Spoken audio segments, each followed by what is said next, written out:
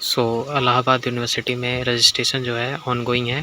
तो last date बताने वाला हूँ। समर्थ पोर्टल आपको सामने दिख रहा होगा।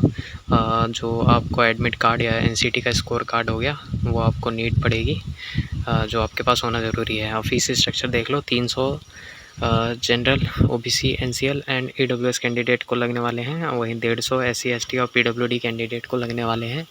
आई होप कि आपको क्लियर होगा फीस स्ट्रक्चर। लेकिन यहाँ एलिजिबिलिटी क्राइटेरिया बिल्कुल ध्यान से पढ़ना होगा कि सारी डिटेल वगैरह ध्यान से फिलअप करना जब भी आप वहाँ फिल करोगे। आधार हो गया, आपार आईडी, ये मैंडेटरी है यहाँ पे। ठीक है, अगर एडमिशन लेना चाहते हो तो न्यू रजिस्ट्रेशन वाले ऑप्शन पे जाना पड़ेगा आपको। डेडलाइन इन्होंने 16 दे रखा है, लेकिन आप 15 मान के चलिए, क्योंकि मैं दिखाता हूँ अभी आपको। यहाँ पे एनसीटी का एप्लीकेशन नंबर डालना है, डेट ऑफ बर्थ डालना है और कैप्चर फिलअप करके जो ओटीपी आएगा उसको फिलअप करके पासवर्ड क्रिएट करके लॉगिन कर लेना है आपको। और आगे का अपडेट मैं दिखाता हूँ, और मैं डेट क्यों बोल रहा था वो भी बताऊँगा। देखो 16 जुलाई डेडलाइन लिख रखी है इन लोगों ने, वो पेमेंट की है।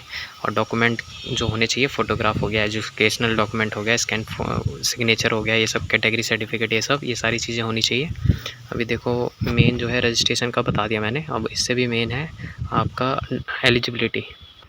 देखो एलिजिबिलिटी देखने से पहले जो ये नोटिस है वो पढ़ लेते हैं पहले। बीए बीएड के लिए अगर आप अप्लाई कर रहे हो तो 5 जुलाई से 15 जुलाई तक आपके पास registration, profile updation and payment का जो रजिस्ट्रेशन फ़ीस है ये सब आप कर सकते हो।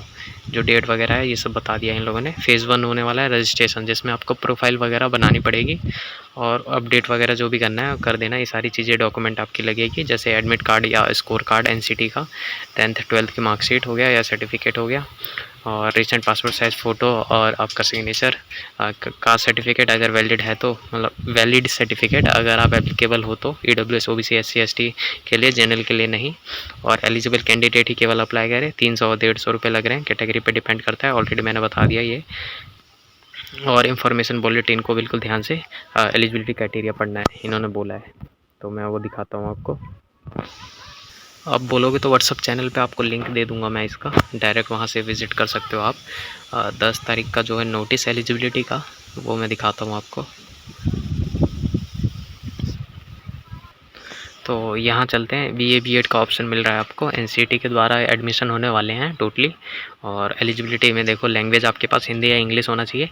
और अगर एप्लीकेंट ने हिंदी और इंग्लिश में से अगर एक ही लैंग्वेज आपने आउट किया होगा, मान लीजिए सिर्फ इंग्लिश आपने चूज़ किया है, तो अदर जो लैंग्वेज है उसका 0 रिकॉर्ड में जोड़ा जाएगा। जो स्कोर है उसके अकॉर्डिंग मेरिट के बेसिस पे, किस बेसिस पे होगा, एडिशनल क्लैरिफिकेशन आपको दे रखा है यहाँ पे।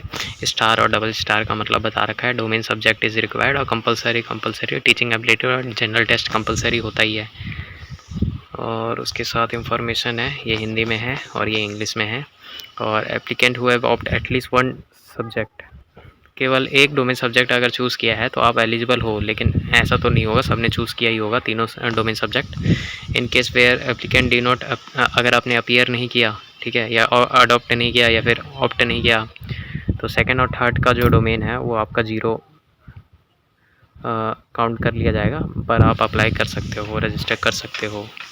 ठीक है, बीए बीएड का ये हिंदी में सूचना है, आप इसे पढ़ सकते हो, सेम ही है जो ऊपर बोला वो मैंने। ऑलरेडी पॉज करिए, हिंदी में भी है और आराम से आप लोग पढ़ लीजिए।